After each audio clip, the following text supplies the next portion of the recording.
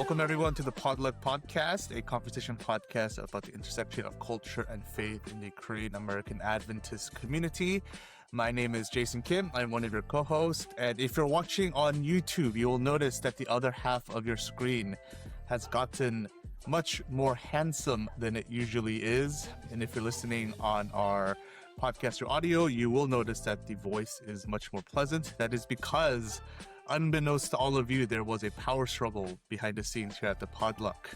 And Jonathan Yoon, the youth pastor at Rock Fellowship, has usurped the co-host role from Chris. Yeah, the protege has become the master, the mentee has become the mentor, that he has orchestrated a coup d'etat and taken the host seat for himself. And so we are joined today by Pastor Jonathan Yoon of Rock Fellowship. Welcome to the podcast, Jonathan. I don't know if I'd say half of that. So, it's a dangerous word just saying, Pastor Jason. Whoa. No, we joke. But yeah, Pastor Jonathan is joining us as a guest co-host today. Chris has essentially abandoned me again in this podcast. The first time I had to fly to East Coast camp meeting by myself. Did you know he was supposed to come with me, Jonathan? We were supposed to do it together. Actually. Yeah, we were. And then he said he had his church VBS. And I was like, okay, that makes sense. And then in a later conversation, he was like, oh yeah, like Jonathan does everything. I was like, well, if Jonathan does everything, what purpose do you it was nice to have him run the morning and evening skits. I will say, Pastor Chris, a dog member of the team. When we recorded at PUC, I flew up just for the recording, but that's a different issue. But yes, Chris is in Chicago. He's attending a conference up there. So we are joined by Jonathan, which I'm actually very excited about. For those of you who don't know, well, why don't you introduce yourself, Jonathan? Tell the people who you are. Sure.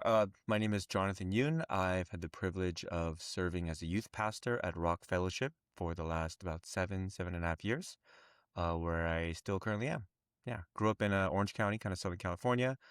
Went to Andrews for my undergrad, and then I ended up at Rock, where I've been since the beginning of my ministry. Yes, so Jonathan is one of our longest tenured youth pastors, which in and of itself is kind of I don't know if feat is the right word, but there's not usually a longevity with the youth pastor position. Yeah, I mean, there were more of us when I started, and then either a lot of people transitioned out of youth ministry or into, like, Paul Chong is someone that was in youth ministry when I started and is now in a lead pastor role. I guess Isaac, Isaac was a youth pastor when I was a youth kid, actually, for a little bit, and then now he is the associate pastor role. Yeah, I guess so, yeah. Okay.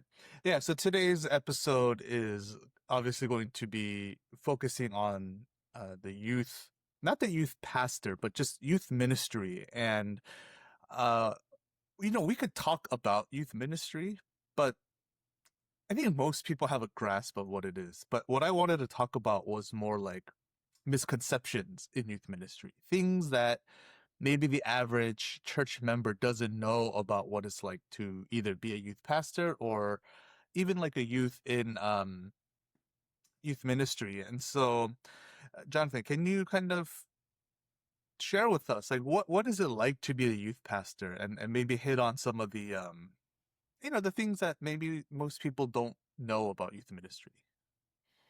Yeah, I would say, I'm going to start before I say anything that I love being a youth pastor, and it's a privilege and an honor, and feel very lucky to do what I do. I think, I think the Podluck has touched on this before in previous episodes, but kind of the hidden, like, most impactful player in youth ministry are our parents, I would say. And this is something that a lot of my colleagues and I have talked a lot about. I'm at length, where kind of parents sort of make or break youth ministry in a lot of ways. I think a lot of times we think about, like, the kids in and of themselves. And while that is the primary target of who we're ministering to, I would say that the parents of the youth kids really determine what a youth pastor can do and how much of it they're able to do. And also really whether or not on a base level, whether or not a youth pastor can even do their job is really determined by the willingness of a youth parent. And the reason I say that is, at a baseline, much of youth ministry is determined by, like, who and how often people show up. Right. And so I speak on behalf of, all my colleagues who are like passionate and care a lot about and highly competent, ministers and youth pastors. But at the end of the day, if like, if the kids in your youth group like don't show up Mm-hmm. consistently, or it's very clear that like church or youth ministry is a very low priority in your family, then it's hard for youth ministry to really, really happen, I feel like. And so I think in a lot of ways, the rise, like how much a youth pastor can do, and a good youth pastor, whatever that looks like, chances are they've got an amazing group of parents behind them that are Mm-hmm. supporting them, that are bringing their children, week after week and allowing them to do what they do. And so I think a lot of times people think about like, well, I have a good youth pastor, I don't have a good youth pastor. And while that's a very subjective thing, I do Right. feel like at the end of the day, if you look at someone like that's a good youth pastor, chances are there's a big group of parents that are behind him or her, allowing them to be a great youth pastor and have that impact on the church community. That's a great answer. Maybe you should take over permanently. Oh. But no, I think that's a great point. That's something, I've never been like a true youth pastor. Um, I I was there was a phase of ministry in our church's history where you were the youth pastor by title, but there was no one above you. But they Was you the were only pastor in the EM? up, yeah, in the EM. But like, it's not like the church is just youth kids. There's like parents, obviously, and older people. So you were youth pastor by name, but by function, you were the EM pastor. And I, I don't know if it's fortunate or unfortunate, but whatever the word is, that's where I started. And so I was never like a traditional youth pastor. So I don't know those like salient details. But what you said makes sense. And as someone who's viewed youth ministry from not a distance, but like at my last church, we had youth pastors and leaders come in and out. And from where my vantage point, yeah, a lot of the unsaid things always revolved around parents.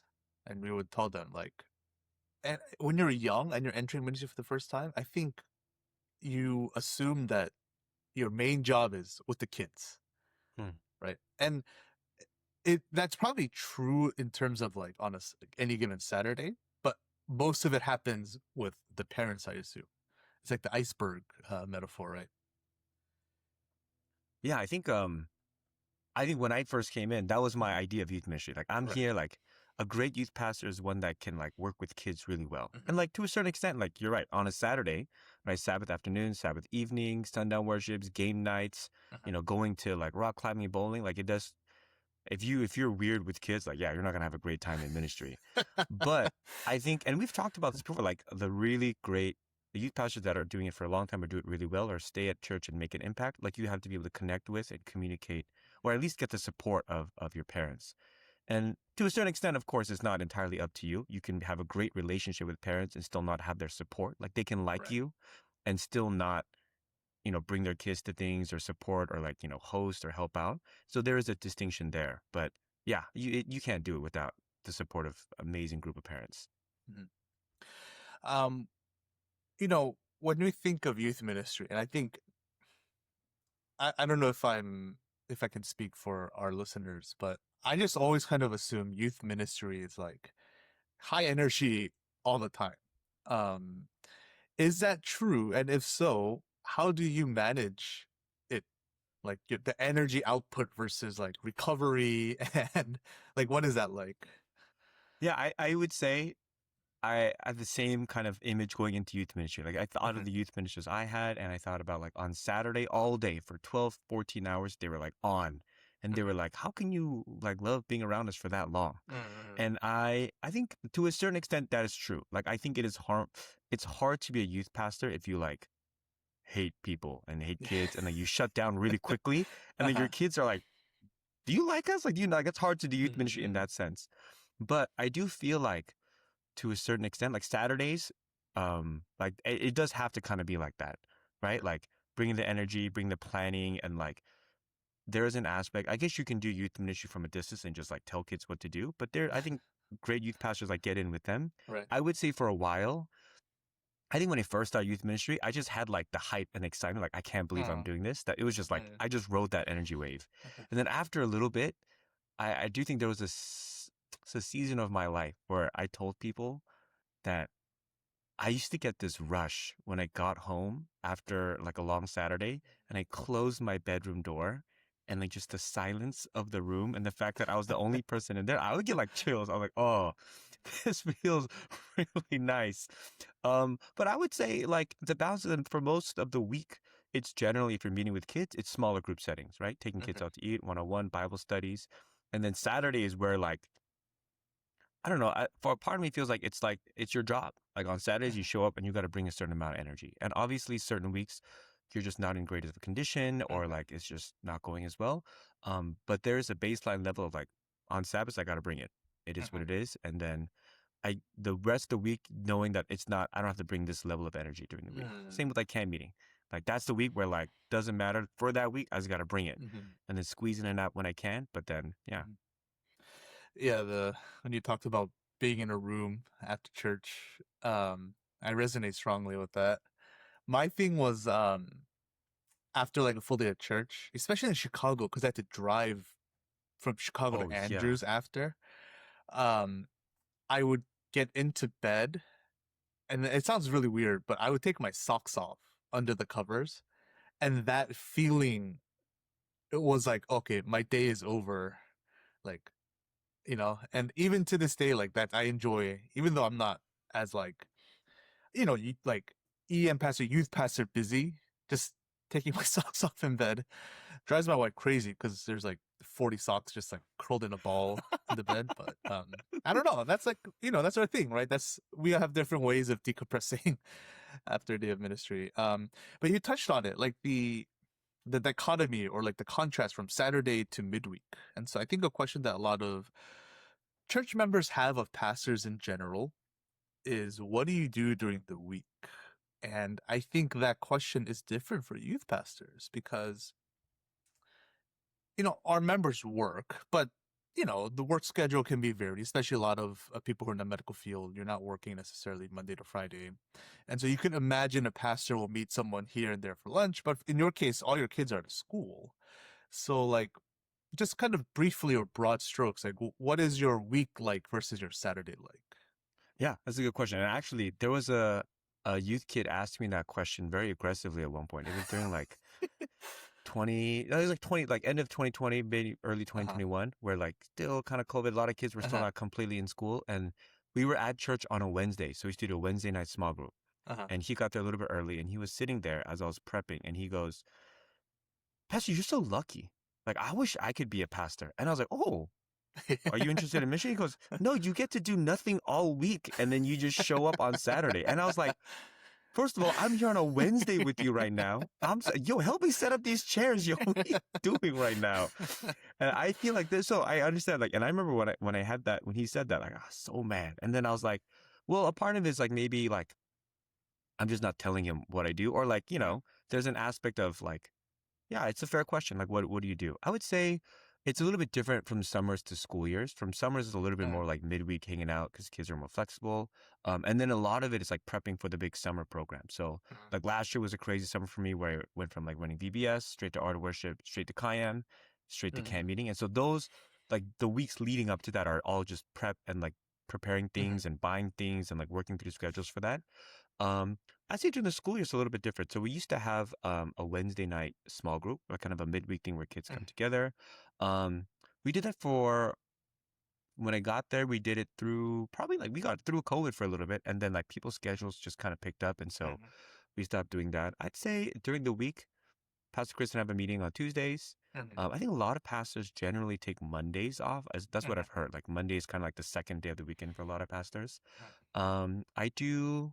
Well, I just got out of a pretty busy season of like baptismal classes and Bible studies.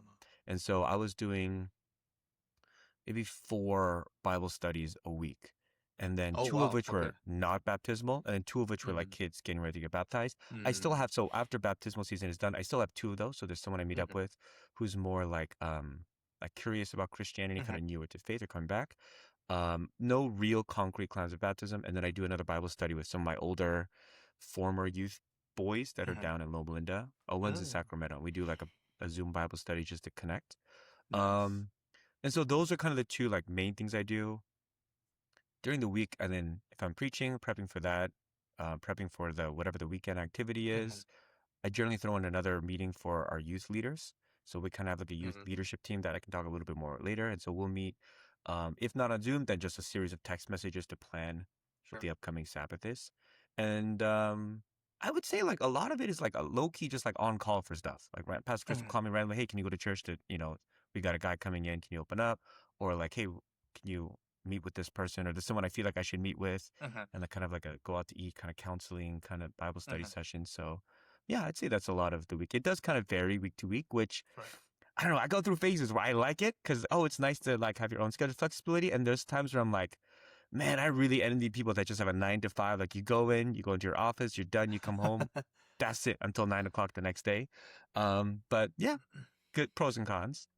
Okay. So yeah, I mean, I think yeah, most people, that's the unseen part of ministry, unless you have a child who's receiving Bible study or baptism studies, in which case, oh, you know that, Pastor Jonathan or Pastor Rock or Pastor Eden's with my kid on this day. But yeah, a lot of ministry is the stuff that people don't see. And the more time we're able to set aside for planning, you see the fruits of it, on the day of, whether it's Saturday or um, whatever the event is. Um, but so for you, um, you've been doing ministry for a while. You said 7.5 years for youth ministry. Yep. Have you noticed changes in not your youth group, but obviously you'll use them as kind of the main like focus. But like, have you just seen changes in youth ministry as a whole in 7 years? Oh, that's a good question. I, well, hmm. It's hard because I'm thinking of a few examples and I'm realizing very few apply to, well, here's why I say that. I feel like youth ministry even within the small specific context of Korean American youth ministry, Korean American Mm-hmm. Adventist youth ministry, varies so greatly from church to church. Like I know that Mm-hmm. my job description is totally different from like Pastor David at Riverside, and that's totally different from Xander, Pastor Xander at Loma Linda, Mm-hmm. from Pastor Rock at Yorba Linda, and then Pastor Eden, because like it's such a different, depends on what church you're at. And so like so when I think of youth ministry when I was growing up, I think one main difference was I like my parents were in the Korean ministry. Mm-hmm. And so like there were very few EM families. And so all of Mm-hmm. my fellow youth mates, like all of our parents were in the Korean ministry. And Right. so it was kind of like more like drop off. Like, hey Yeah. man, like I didn't worship with my parents because they had KM worship Right. at EM worship. And I just stayed EM Mm-hmm. until like, I don't know, midnight, Right. just like somehow find my way home. And so in that sense, the kind of benefit of that era. And I imagine like Pastor David at Riverside has slightly more of that dynamic Mm-hmm. where they're more Korean ministry parents, but their children are in the English ministry and a part of Mm-hmm. his kind of youth group. And I don't know, again, what it's like for David, but I recall growing up that the kind of pros of that was that there was no like skipping church or youth event. Yeah. Like where are you going to go? Like your parents have like dropped them, they expect you home by the Mhm. youth pastor or like a youth leader Right. dropping you off. Um, but I don't know that like, our families like ever like hosted the youth group for a dinner or like, Mm. didn't. It was more like, I'll support you by giving you my kid. But Right. then that's kind of it. Um, but my youth group now is we have like very few parents that are in the Korean Mhm. ministry and not a part of Rock Fellowship, which is what we call our EM ministry at Oregon Central Korean Church. And so the pros are that I get a lot more like parent involvement. Like I don't know like how Mhm. many text messages or group chat like my youth pastor growing up, like Pastor Brian Young or like Maria was sending to like all the parents like, hey, I need you guys to do this. Other than like this is drop off time, this is pickup Uh-huh. time. But for me, it's a lot more like I'm asking parents, like, can you host us for events, for Mhm. Vespers, for a youth dinner? I think there's a lot more communication that goes back and forth with parents. Um, I think a part of it is because it's that much more important to keep parents involved kind of Uh-huh. in the youth ministry. Again, because their involvement and support kind of makes or breaks like youth ministry. And I think like Sure. growing up, it was like even if your parents like didn't even know who the youth pastor was, you're still probably going to the youth event, honestly. And like they're just gonna figure it out. Um, I would say that's kind of a big one. I don't know. I can't speak as much for like the other churches in SoCal, but I do imagine that there's an element of, I think there's a lot of competition these days between like Mm. with church, right? Mm-hmm. And so I don't remember as many people missing church on Sabbath for like extracurriculars. That being said, I Mm-hmm. grew up where most of my church and myself included went to a public high school and a public Right. junior high. And so like anyone that was an athlete was going to have Saturday games. And Mm-hmm. I wasn't an athlete, but I did have some stuff on Saturdays that occasionally had to go to.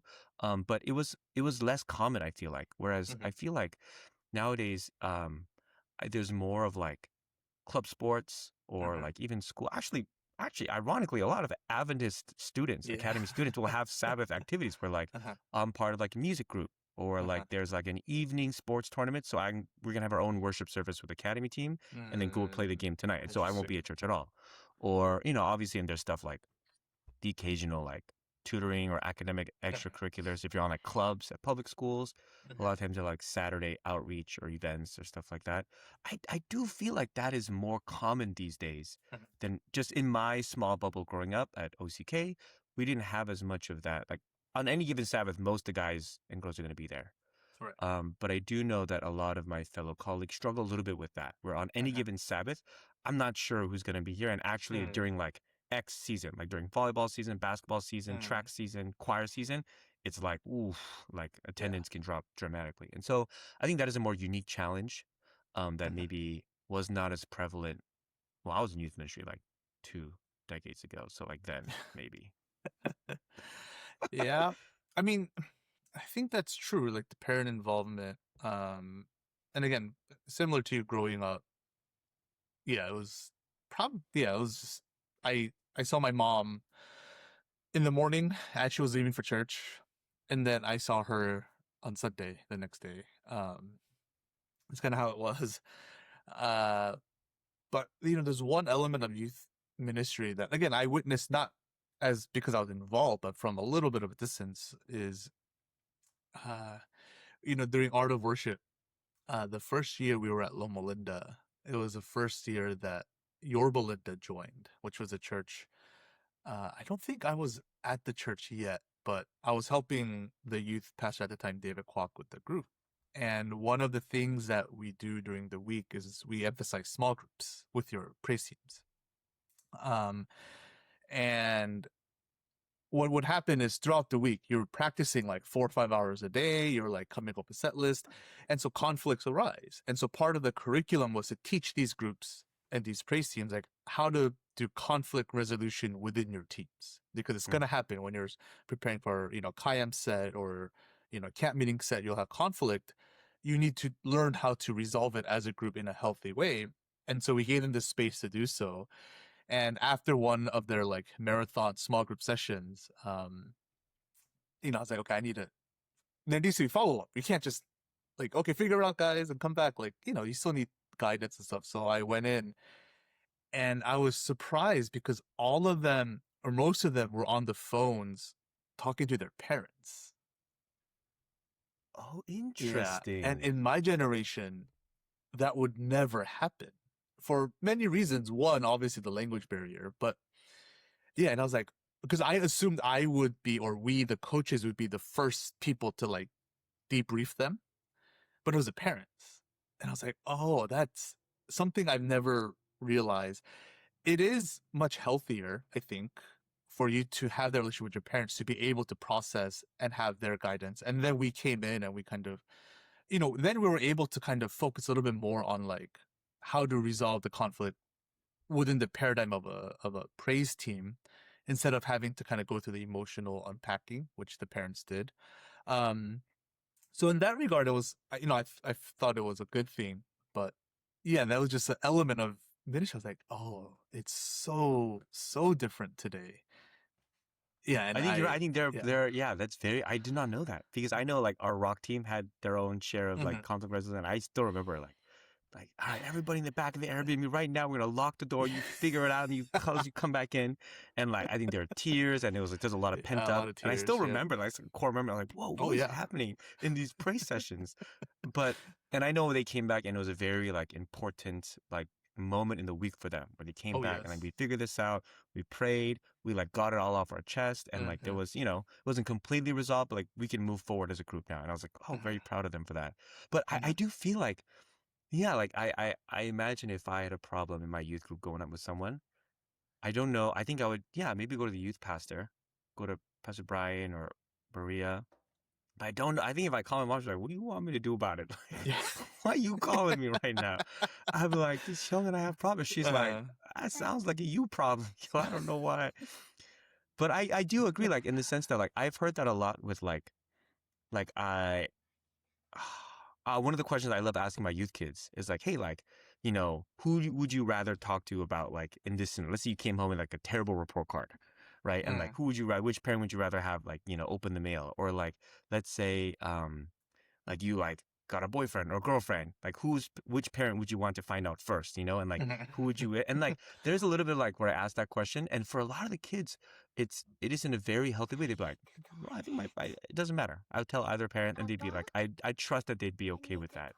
And like there's a feeling of like, I think a few of my kids, I think I asked them pretty like spicy stuff, like, oh, like if you got really bad trouble for this and this, and all the responses like, yeah, I tell my parents, and like I know that they'd be fine with it. I mean, obviously should they mm, be upset, but I feel like I could and should tell my parents, and that is a very like, on a positive scale, on like the ceiling level, like I can't imagine how amazing of a relationship they have. mhm, But I do see there are like certain pockets of like sort of like art of worship or certain situations where like, oh, that there's an added layer of like, and this is what I talked about, like a lot of youth ministry now like deals a lot more with like mhm, managing the relationship and involving parents. But the one kind of caveat I would put is that I have a parents meeting.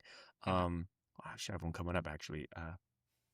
Where I just talk about the year, and one of the things I've said at every parents meeting, like there's no kids in there, oh, except for the youth leaders, and I mhm, tell them, and this is easier to do now that I've been there for a long time, is I'll say, hey, there are things that your children are going to tell me, and they'll mhm, only tell me because they know I won't tell you. mhm, And I'm looking the parents in the eyeballs now. I'm letting you guys know, um, I'm going to follow through on that. Like, I'm not going to tell you a lot of the things your children tell me, with the exception of if I think they're going to hurt themselves or danger to others, and there's a small gray area where like, it's neither of those, but I still think your parents should know.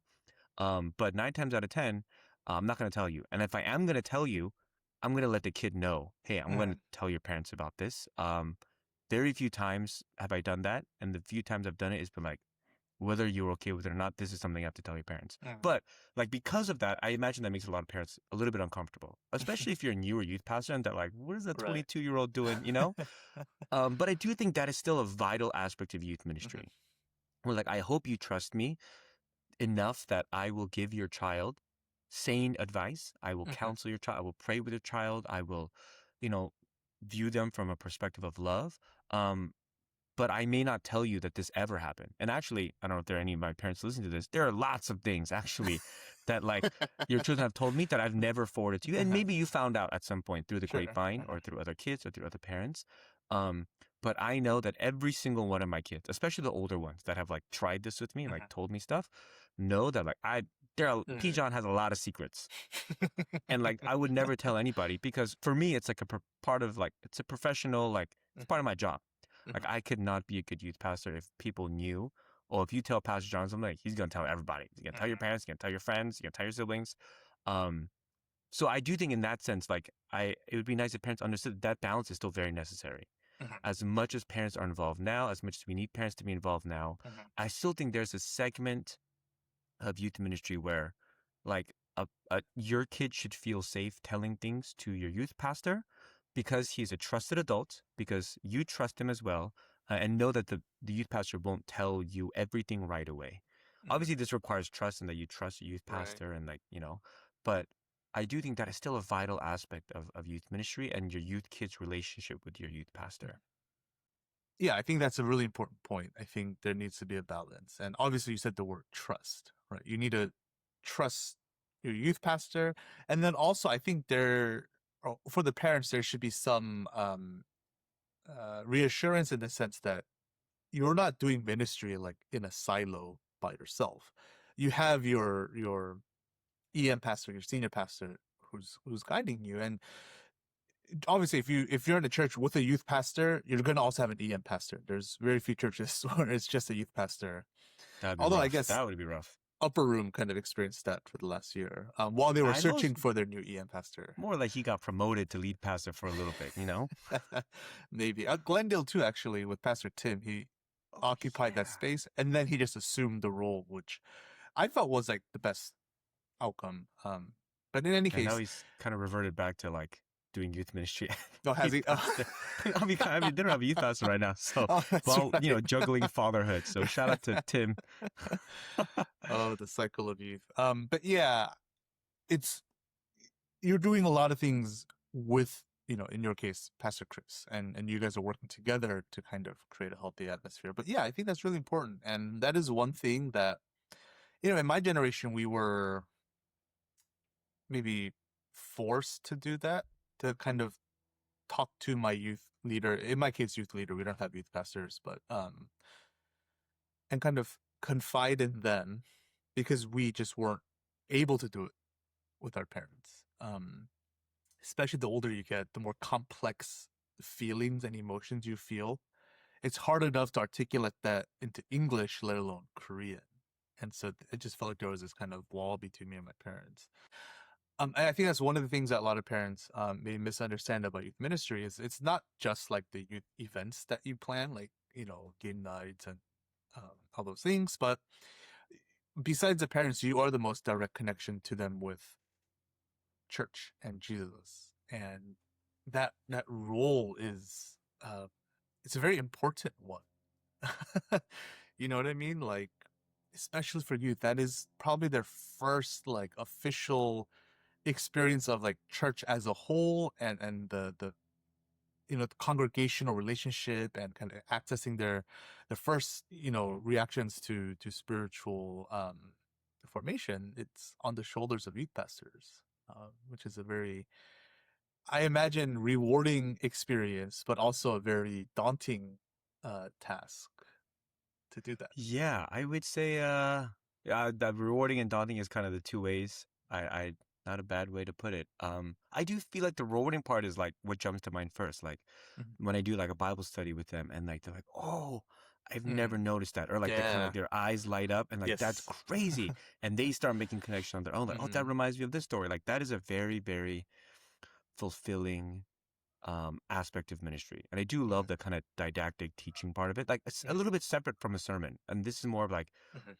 kind of getting into like the nitty gritty, like what is the Bible, how to read the Bible, how to like do a devotional like on your own. That kind of Mhm. aspect is very fun and rewarding. But I know like a lot of my peers growing up at church, like they put their youth pastor as like the spiritual like powerhouse of their person in their life. And then something happens or they leave Mhm. ministry and then like it Right. really it shook a lot of my friends' personal walk with Jesus because of the Mhm. influence and kind of symbol that was their youth pastor. Mhm. And so there's the kind of double-edged sword there. I do feel like as much as possible, and maybe I haven't done half of this as much as I should have, but like having that spiritual kind of pillar should be shared with as many people as possible. So Mhm. like one thing we do in our youth is we heavily emphasize like youth leadership. And Mhm. so a lot of times we'll have like breakout Bible studies or discussion groups led out by the youth leaders who are like, Mhm. empowered by the youth pastor. But a part of that is also so that the younger kids can see, yes, myself as a kind of spiritual person Mhm. in their life, but like I share a little bit of that authority and that influence with the youth leaders. Right. Just I get shared a little bit. And then influence of like parents at home. Like ideally if your parents, if you're doing like if you feel like you can have spiritual conversations with your parents as a youth kid, obviously the high extreme of that is you have like family worships and stuff like that. Mhm. That's another way that that kind of influence gets shared in like a less, I don't know if dangerous is the right word, but like, daunting way Mhm. where like there are multiple people in that youth child's life that they see as like this person is a spiritually impactful, influential person to me, not just my youth pastor. I think it's a helpful way to kind of share that risk, so to speak. Yeah. I think, yeah, definitely that's true. You mentioned kind of your midweek responsibilities. So for you, how often do you give sermons at Rock Fellowship? I'd say the last 2 years has I've averaged maybe about 15 sermons a year. So it's not necessarily like per month, but all we make the sermon calendar. So Hmm. maybe a little over once a month. Okay. A little So over, yeah. how do you, is there any correlation between your sermon and your youth ministry? Like, do your kids, are they more active in worship if you're speaking, or is it just kind of a detached thing? It's Pastor Chris's convenience, to be honest. Oh, I know how that is to be used for his convenience. Just That's kidding, one Pastor. thing I think we share. The other thing we share, speaking of sermons, is, you know, there's this like, it's, I don't know if it's a phrase, but the feeling of when like you think you're all alone and you realize someone else experiences what you experience, and Mm, you're like, oh, I'm not alone. That's such a powerful feeling. That's actually what East Coast Junior Kaya was built on, that feeling, which you've been a big part of, with me for a couple of years. You know, like kids, they go through these things, especially in the East Coast, where a lot of them don't have pastors, let alone youth pastors, mm, and they experience like these life events, and they feel like they're the only one. So like a big one was like divorce. Like they feel mm, like they're the only kids in all of church whose parents divorced, but then they realize during Kayam like, oh, another kid's parents went through divorce, and that mm. like kinship's so powerful. And so one of the kinships I have with you is when we give sermons, we sweat. And for the longest time, I thought I was the only one. And it was such a lonely, isolating feeling of like, what is wrong with me? I'm a pastor and I can't even give a sermon. Like, of all the things I do, this is the most visible thing. This is the thing that everyone assumes I work, 50, 60 hours a week for. And I sweat so much. And when I found out that you sweat almost as much, if not more than me, there was this like, like, so I was wondering where you're going with this. Like, what could it be? Oh man, yeah. is there What no is it one like for else you, man? is there no one else that sweats like that? The only other people I know are like black preachers, Ah, it but doesn't that's count. because they're Yeah. like burning calories as they speak. Yeah, and they're like I'm running and standing going up and down the still. stairs. Yeah, I don't move Yeah. at all. Our church Yeah, AV team I'm said we love it stationary. when you speak because like we don't gotta touch the camera. Like you're not going Right. anywhere. Oh man, that is. um, when did you when did you start sweating? Like, what is it like Oh, when you're from up there and the you start sweating? I still distinctly remember the first time I had to speak for like a church thing, and I was in like Mm-hmm. junior high or high school, and I spoke for children's church. Mm-hmm. So our children's ministry has its own school, and my mom was the children's ministry director, and so she's like, "Hey, Mm-hmm. you're giving the children's story," um, and I like I can like put myself in that same spot. I remember I was telling the story, and I got it from like a children's story Bible Mm-hmm. book, and I was telling the story. I had brought pictures to show the kids of the story, and I was holding out. It's just a piece of printer paper, holding out for the kids to see. And I was kind of panning it, and I was so nervous. And so much that my hand was shaking, and I had to grab it with this hand, and sweat was just dripping down my face. And even as a kid, I was like, "This is gonna be a problem. Hopefully, I don't go into anything public speaking related." And then I got into praise, kind of uh, like leading praise, kind of high school year. I never really sweat when I was just playing like second guitar and no mic. I'm like, this I mm-hmm. can do. But when I started leading praise in high school, I still remember the first time I ever led praise was at Salt Retreat. And we were at, I think Camp Cedar Falls. And I was Mm-hmm. leading the Friday night. No, maybe it was the Saturday morning worship service. And I was singing. It was hard to worship. I still remember it. Uh-huh. And I was sweating so much that the sweat got into my eyes. Yeah. And I could no longer, I put the whole song like this because my right eye couldn't open because there was so much sweat in it. Sweat was Uh-huh. dripping on the side of The my guitar, guitar. yeah. And when I took my guitar off, there was like a huge sweat stain on my stuff. It was disgusting. It was so bad. And I was like, hopefully I don't have to do this that much more. And then I went to pastoral ministry where every week I'm just, I think the worst is when I do like preach for the can and I have to Mm. wear a suit. That is bad. And like, I say a line, I wait, I say a line, I wait. And like the waiting part, or like I say a line and I hear the translator translate as well. And I start like kind of, but then the camera's like right up on my face and I'm trying to Right. fidget, like kind of like do this with my tie. It's so bad. And then I shake everybody's hand afterwards because we don't really do that for the EM. But I Right, shake around right. for the cam service and they're like, whoa, are you okay? I'm like, I'm fine. Kamsahamnida, kamsahamnida. Oh, man, that's tough. Yeah. I remember the first time I gave a sermon at my home church. It was just like waterfall, I'm sure you know, and two people got up and they just left. and I didn't like register. I was just trying to not drown. Um, and then they both came back with like a fistful of paper towels, and we literally paused the sermon. I took my suit jacket off. I like mopped down, and then I like stumbled through the rest of the sermon. I had that happen once too. I Uh, was, oh, sorry. No, I was no, preaching and then Dan Lee ran up. 'Cause we were at a gym because our church was being uh-huh. renovated. And so I was only like 4 to 5 feet away from the first row of chairs. And I was like, this was a weekend where I don't know why this happened. We were not that small a church, but I did praise and I was the only person doing praise. It was like one man uh-huh. band. And then I took the guitar off and I preached a sermon. And I was sweating so much that Dan ran up and he placed like a handkerchief on the music stand I was using and then sat back down. And then that made me so self-conscious because I was like, oh, I'm sweating that much. That's how bad it is. And then I was like, okay, well, I gotta use it. But then I was like, when? Like, when do I use it? And basically, I just didn't use it. I just kept looking at it the whole sermon. I was like, all right, this is a good time. Nope, it's not a good time. And so that made me sweat even more. And oh man, that's a core memory for me. I was so grateful, but then I was like, I might have Yeah. made it worse. Might have made it worse. um, I don't know if you're this way. I always feel like I shouldn't wipe my sweat. Like, Yeah, do you feel that I way don't know why I feel like that'd be weird, and so I kind of just like try to dab at it, but I don't or know. something? I Yeah, don't. and Yeah.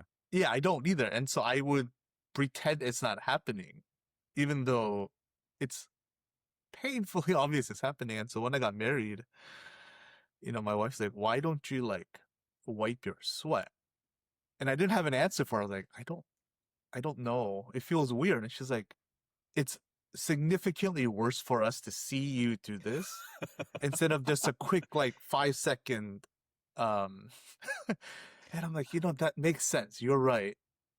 I think it's almost like I try to gaslight myself, but it's not that bad. Like it's Yeah, really not that bad. But if I wipe it, then I'm acknowledging to the church and the right. congregation, it's that bad, guys. My bad. I'm so sorry. But if I don't Yeah. do it, maybe it'll dry up. Maybe I'll just cool off. Obviously, I never do, but Yeah. So I try to wipe more, but yeah, every time wipe, I get self-conscious and I think I mhm. sweat more because I wipe. And so it just becomes I keep wiping, and then I'm like, I look ridiculous right now. And then yeah. But you are not alone. I am not alone. Yeah. Have each other in this weird thing. Pastor Robin's daughter is a dermatologist, Ariel, and there are procedures that apparently help with this. Um, and so I think Pastor Robin, he sweats not during sermons. He just sweats very quickly with like when he's eating or things like that. So he was talking to his daughter, and I approached her, and she was like, "Yeah, there's stuff we can do." I don't know if it's like bad enough where I want to take like those types of Sounds kind of scary. remedies. What did you A just little clog your bit. pores? I don't know. She was like, there's like 3 different levels depending on how like invasive you want to get. Oh, wow. Oh, no. Um, and I was like, you know what? I don't really give sermons that much anymore. I think I'm all right. If it gets worse, I'm gonna have to consider. I don't know. That sounds. I don't know. I do sweat a lot, not just in preaching, just in general a lot. So, Yeah, I've always been a sweater. Um, I think that's probably why I like the winter as much as I do. Uh, it's really hot in California right now. I feel like I've gotten used to being in the PNW, and it's like, oh, anything over 85, I'm like, wow, it is sweltering. This is crazy. Yeah. But yeah, just to kind of close things out, Jonathan and we just got back from YMAC retreat. YMAC. Oh, I don't know what YMAC stands for. Do you know what YMAC stands for? I Youth think it's Ministry Advisory Council. yeah. There it is. There you go. Yeah. Oh. I am the YMAC president. um, so Chris is the NPAC president. I'm basically his assistant. I just do all the stuff he doesn't want to do, makes me do. It's Which just a I think podcast again, of Pastor Chris's assistants. I feel like this it is is. just And again, what this is this another episode like, is. yeah, kindred spirit. You know what I'm going through. I know what you're going through. being abandoned where you're doing praise and worship all by yourself. What was Chris doing? Like eating an ice I cream don't cone know. outside? Like I would not put it I don't know. past It him. must have not been there. Yeah, not there, abandoning us. But anyway, you know, I've been trying to put this together for years since we started, which was 4 years ago, and so we finally put it together this week or last week. Basically, we got all the youth pastors together. They've all had a really busy summer. I think during the summer programs, the busiest person is probably camp meeting hosting church pastor. I would imagine that's the busiest person in the summer. And then Hmm. after that, it's all the youth pastors because they're running all those different sub programs. So just wanted to get together and spend some time, kind of unwind, relax. So like, briefly tell us like what YMAC retreat was like, what you experienced. Yeah, it was great. I loved it. And I've been looking forward to this for a long time. Basically, since Jason talked about it 4 years ago. And I was like, this would be really exciting. That being said, if it had happened 4 years ago, it would have just been like me and Pastor That's Jason. that's true. Yeah. And maybe, I don't even know who else would have been there.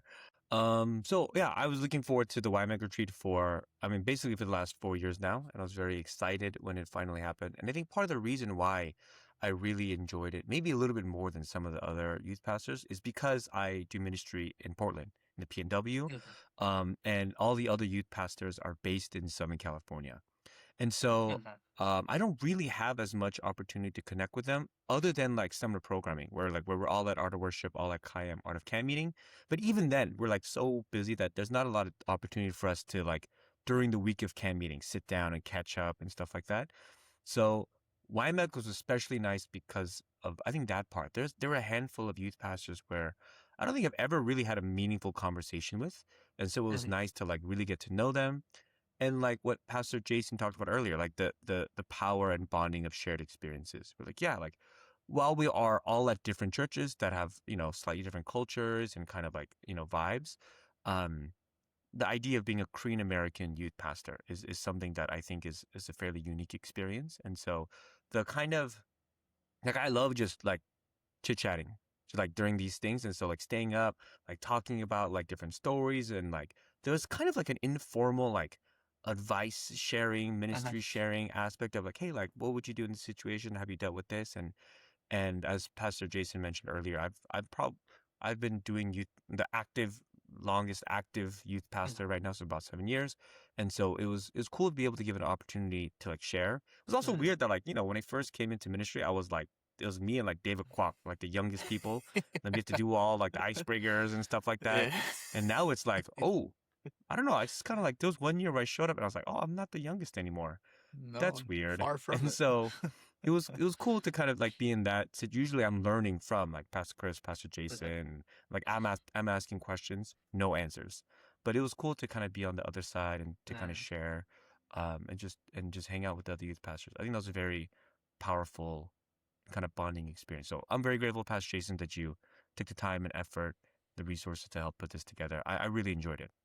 Oh no, I'm glad. I mean, that's what it was for. I think what one thing that a lot of people don't know about Jonathan is he's really good and intentional about looking after the other youth pastors. And anytime we're in like a big pastors meeting, whether it's MPAC, YMAC, even like camp meeting and stuff, he goes out of his way to like mentor a lot of the younger newer youth pastors, which is very important. And I remember when I first got into ministry, it's very frightening because I had no idea what I was doing, and to have someone kind of come and talk to you and reassure you, that was huge. And so what you do for the youth pastors, I think, is very vital for their growth. And so on behalf of youth pastors and their churches, I want to thank you for that. Um, before we close, I think I wanted to set some time to talk about our mutual friend, the person who's not here, Chris Chong. And you spent 7 years with him and in a very close setting, which yeah, what's that like? Being with Chris so much. It's been great. It's been awesome. He's also like currently actively my boss right now. So I don't know what It's I okay, man. could It's a safe say. space. It's been great. It's been great. It's been awesome. This is like as public of a setting as I could ever say anything about my boss. It's awesome. It's fantastic. I would change nothing. I love him very much. So grateful for all he does for me. Like, I mean, to close, but like, what is the nature of your relationship as it pertains to like personal versus ministry? Is it very similar? Is it very different? I would say, well, I joke that Pastor Chris is my boss, and on Mhm, paper it's true, but I feel like I can very actively joke about that because he mhm, is very intentional about like not treating me like some peasant or some like his intern. mhm, And so mhm, I even from the very beginning when I got here, and I kind of came in with that mentality, like I'm here to like be your servant, to like learn from you and to like make your life easier. I didn't uh-huh, have a very hierarchical view. I was like, I'm your like youth pastor. You tell me whatever you do. uh-huh, But from the very beginning, he was very intentional about like, well, I don't want to give you like just slop work to do. Like I want to make sure you know why you're doing it, and like trying to. I think he was much more concerned with being my mentor than being like mhm, my senior pastor. And so mhm, I'm very, very grateful for that. Even now, and I think obviously that's grown now more that I've been here longer. And um I do feel like he has been someone, and I think the reason I have a heart for like reaching out and mentoring these younger kids is because I had such a great example mhm. between both him and like I remember like you when I was a theology student, like taking me out to Langers and stuff, and like talking about ministry. I remember sitting in the parking lot of LAC, the pastor. Then you're talking to me about like next steps and like what I should look for and kind of like what ministry could look like. But Pastor Chris has also played a huge role kind of in that for me. I would say from like a ministry standpoint we are very different like Mhm, individuals, I would say. And mhm, so and one of the key differences is that he's a dreamer. mhm. Like he is like like I've never heard the word vision so much in my life during since my time with him. Like we got a vision and like what is our vision? And I'm like, well, I don't know. what is let's just keep going that way, I guess. And so like he is someone that has challenged my way of like I think very like small and like efficient and like, and Mhm, he thinks big, new, like exciting. And so I've grown a lot in that sense. But also it's kind of led to our dynamic being a little bit more of like he'll have this like big dream and this like cool, crazy idea. And this is something I need to work on. And he preached a whole sermon on this about like wow before how. But he'll say something like, it doesn't make sense. And like, wait, isn't that just like this thing? Or like, I gotta watch a little bit because like, sometimes it can come off as like rude or condescending. But it is cool that we have kind of that dynamic where I think he mhm, pushes me to grow in my small mindedness of like, okay, you got this good thing going on, but what if it was bigger? And what if it impacted more people? What if it was different? And then I'm the person that he has this huge idea and I just kind of tether it a little bit. Like, what if we just like touch the ground a little bit? uh-huh. But I think that's been a very helpful and cool dynamic that he's allowed me to grow into as well. He could very easily be like, shut up, what do you know? Like, stay in your lane. Like, you know what I'm saying? Like only good feedback, right? But he's been very gracious and a great person to learn and do Mhm. ministry under. Yeah, Chris and I were a little bit similar in the kind of the dreamer sense. And so when we talk about ministry projects, we both get really excited about this big idea. And he always ends it with, I need to run it by Jonathan first to make sure it's not like crazy. And I'm like, yeah, you should do that. He's like, okay. And they'll come back like, yeah, we got to change it, man. I actually feel kind of bad because you can see on his face, like I'm like, yeah, but after the second question, it's like he's not so happy anymore. I'm like, oh man, I should but I not. will, But no, but I will say, there's a million dreamers who were not able to put it into action, in which case it's just a dream. But you need to have people who are more pragmatic, who help put dreams into reality. So without your half of it, Chris is, it's hard. And I've seen partnerships where you had both and great things happen because there's a dream and then there's the application. And sometimes you can't apply every dream. That's just the nature of dreams, right? So that it does need to exist. And I do think Chris, no, well, I know for a fact he does appreciate it. And I think you do need to continue to tether him to reality because him and his big head will float into the skies without that.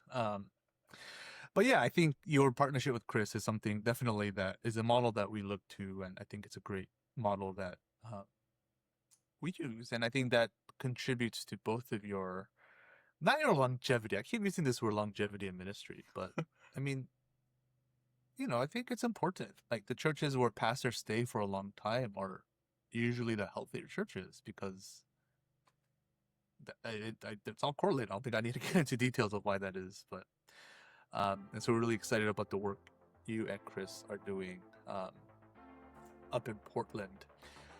So yeah, thank you for joining us for the podcast. I really appreciate you subbing in for your pastor, who again is shirking his responsibilities, eating deep dish in Chicago. Thank you once again for covering for your pastor. I appreciate it. And for sharing with us youth ministry. I think it's something that it's very vital to church health. And we need more conversations about it. Appreciate you guys having me out. This is really fun, and it's weird. Like, I listened to all the episodes, and now I get to be on it. It's like, ooh, it's kind of like a celebrity moment. I'm like, whoa, this is very cool. Celebrity moment. Well, thank you. So thank you, all of you, for listening.